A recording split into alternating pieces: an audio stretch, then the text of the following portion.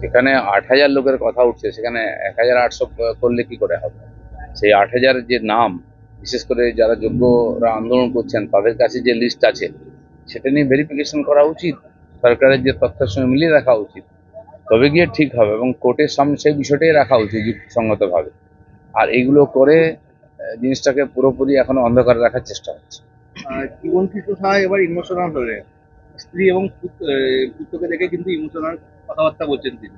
Emotional গুলো নাটকবাজি।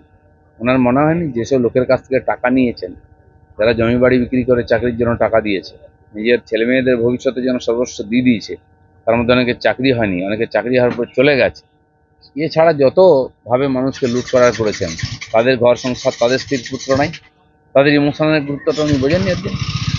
এই 1800 জনের মধ্যে 1400 জনই আবার নতুন করে আবেদন করেছেন, এই যারা টেন্টেড, তো তাদেরকে কেন রাজ্য আবেদন করতে দিল?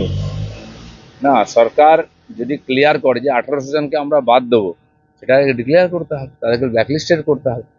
আপনারা এদিকেও আছেন, আপনারা ওদিকেও আছেন।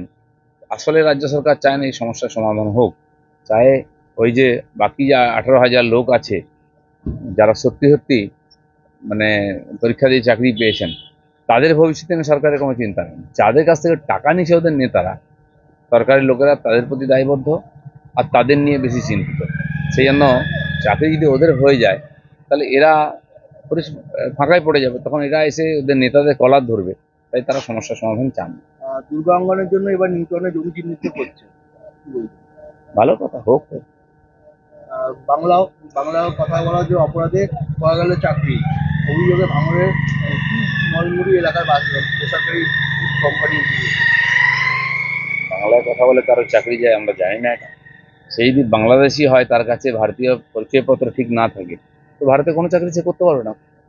দুজন দাদা যারা নিউটনে থাকেন তারা চাকরি পেয়েছিলেন, এখন তাদেরও কালির দাগের মধ্যে নিউ নাম টাউনে চলছে। থাকুন আর বোম্বেতে থাকুন, তার কাছে বৈধ পরিচয়পত্র ভারতবর্ষে আছে, এর বড় কথা।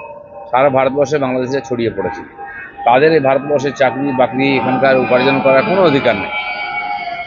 এই 1800 জনের মধ্যে অনেক তৃণমূল নেতা, এমনকি কাউন্সিলর পর্যন্ত রয়েছে।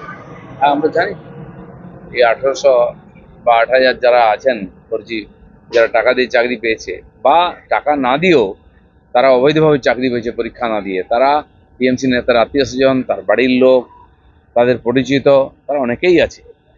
আর সেটা আমরা জানি এবং তার প্রকাশ্যেও আসছে আস্তে আস্তে। চলো চলো। ব্রাত্য বসু বলেছেন যে উপাচার্য যেমন সরকার বা মুখ্যমন্ত্রীর মুখাপেক্ষি হওয়া খারাপ, একই সঙ্গে যদি আচার্যের দ্বারে বাঁধা টুনটুনি হয় সেটাও খারাপ। এরকম কোনো উপাচার্য আছে কি ওয়েস্ট বেঙ্গলে যাদেরকে ওনারা নাম দিয়েছেন তারা স্বতন্ত্রভাবে কিছু করতে পারবেন? তারা তো পার্টির লোক, সব পার্টির তাবেদার লোক। কলকাতা ইউনিভার্সিটির উপাচার্য একবার দেখিয়েছিলেন যে হ্যাঁ, ডেট চেঞ্জ করতে দেবো না, পরীক্ষা স্টুডেন্টের স্বার্থই বড়। কজনের হিম্মত আছে এরকম? তাই তো কলেজগুলো ইউনিভার্সিটিগুলো আস্তে আস্তে আকড়া হয়ে যাচ্ছে রাজনীতি।